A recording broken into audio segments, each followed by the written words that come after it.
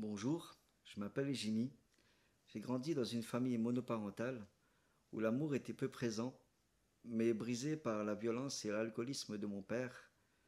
Suite au divorce de mes parents, quelques années après, ma mère a été au contact de l'Évangile, qui est la bonne nouvelle du salut en Jésus-Christ, et au travers de la Bible.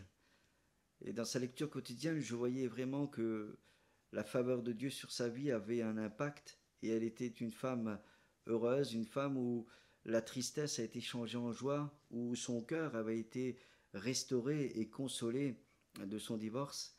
Moi qui étais au bénéfice de cette grâce, je ne pouvais y accéder à cause d'une part de l'absence de l'amour de mon père et mon cœur qui était devenu froid, vide et sec. J'étais orgueilleux, méchant, pris dans la colère, dans l'amertume, dans la tristesse, et je ne pouvais pas m'en sortir par mes propres forces.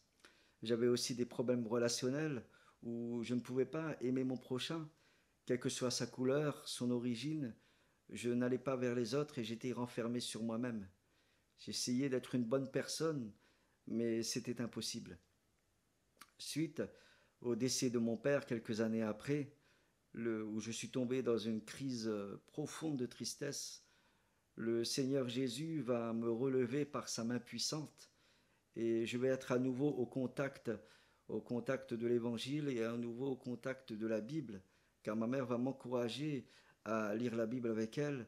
Et nous sommes tombés sur ce verset du prophète Ésaïe, car tu es précieux à mes yeux, tu es honoré et je t'aime. Et ce verset a déformé un peu ma vision de Dieu, un Dieu que je pensais loin, père fouettard, méchant. Au contraire, la Bible m'a démontré que le Dieu que je cherchais était un Dieu proche, un Dieu rempli de compassion et de miséricorde. Au travers de ma lecture quotidienne dans la Bible, j'ai été invité dans un camp de jeunesse et là j'ai vu vraiment l'impact de l'amour de Dieu dans la vie des autres. Et lors de la première soirée, au travers de la prière, au travers des cantiques, au travers de la prédication, le Seigneur vraiment a parlé à mon cœur et il a réchauffé mon cœur. Et mon cœur de glace a fondu devant l'amour de Dieu et mon cœur de pierre a été changé en cœur de chair.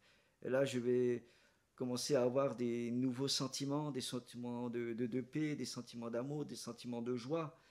Et lors de la dernière journée de ce camp, deux, deux versets ont impacté ma vie, où Jésus dit dans la Bible qu'il ne mettra pas dehors celui qui vient à lui.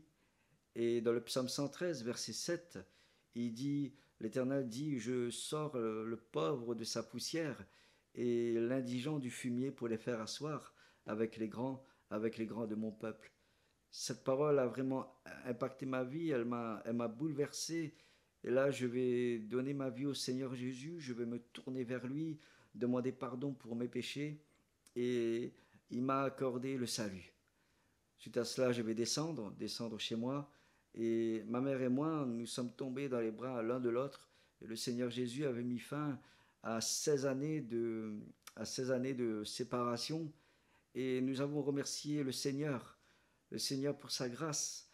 Seigneur, merci, merci parce que tu étais fidèle à nos prières, tu étais fidèle à tes promesses, fidèle à ta parole.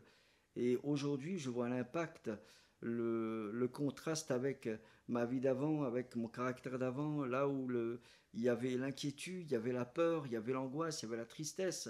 La joie est venue, la paix est venue.